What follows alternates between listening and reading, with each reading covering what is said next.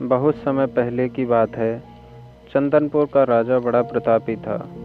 दूर दूर तक उसकी समृद्धि की चर्चाएं होती थीं। उसके महल में हर एक सुख सुविधा की वस्तु उपलब्ध थी, पर फिर भी अंदर से उसका मन अशांत रहता था।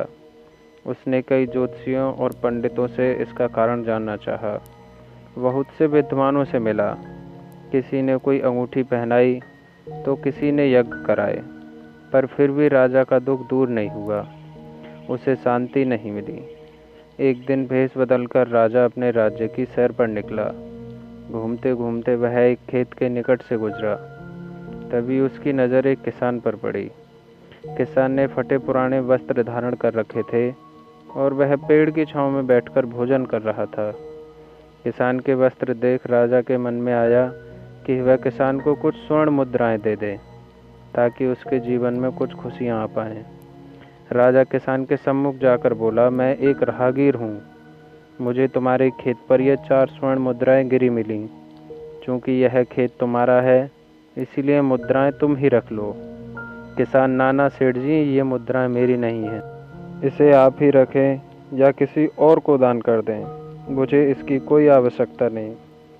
किसान की यह प्रतिक्रिया राजा को बड़ी अजीब लगी। वह बोला, धन की आवश्यकता किसे नहीं होती, भला आप लक्ष्मी को ना कैसे कर सकते हैं। सेठ जी, मैं रोज़ 4 आने कमा लेता हूँ और उतने में ही प्रसन्न रहता हूँ। किसान बोला, क्या आप सिर्फ 4 आने की कमाई करते हैं और उतने में ही प्रसन्न रहते हैं, ये कैसे संभव है।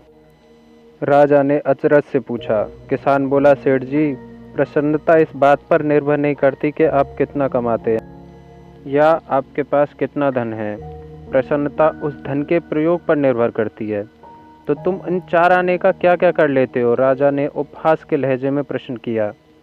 किसान भी बेकार की बहस में नहीं पड़ना चाहता था। उसने आगे बढ़ते हुए उत्तर दिया, इन 4 आनों में से एक में कुएं में डाल देता हूँ, दूसरे से कर्ज चुका देता हूँ, तीसरा उधार में दे देता हूँ और चौथा मिट्टी में गाड़ देता हूँ। राजा सोचने लगा। उसे यह उत्तर समझ में नहीं आया। वह किसान से इसका अर्थ पूछना चाहता था, पर वे जा चुका था। राजा ने अगले दिन ही सभा बुलाई और पूरे दरबार में कल की घटना कह सुनाई और सबसे किसान के उस कथन का अर्थ पूछने लगा। दरबारियों ने अपने अपने तर्क पेश किए, पर कोई भी राजा को संतुष्ट नहीं कर पाया। अंत में किसान को ही दरबार में बुलाने का निर्णय लिया गया।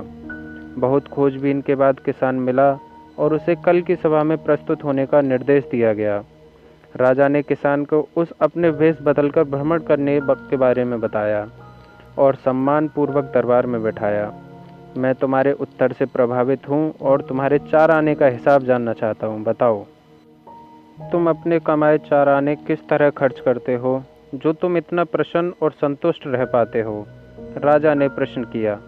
किसान बोला, हुजूर, जैसा कि मैंने बताया था, मैं 1 आना कुएं में डाल देता हूँ, यानी अपने परिवार के भरण पोषण में लगा देता हूँ।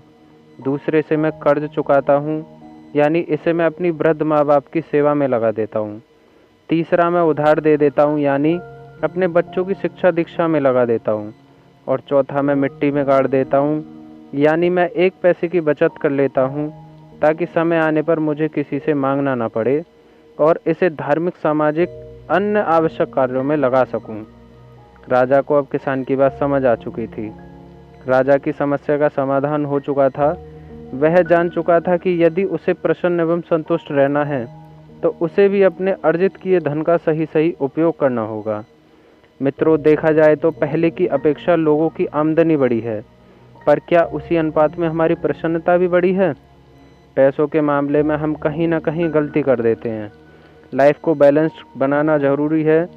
इसके लिए हमें अपनी आमदनी और उसके इस्तेमाल पर ज़रूर गौर करना चाहिए। नहीं तो भले हम लाखों रुपए कमा लें, पर फिर भी प्रसन्न एवं संतुष्ट नहीं रह पाएंगे। धन्यवाद।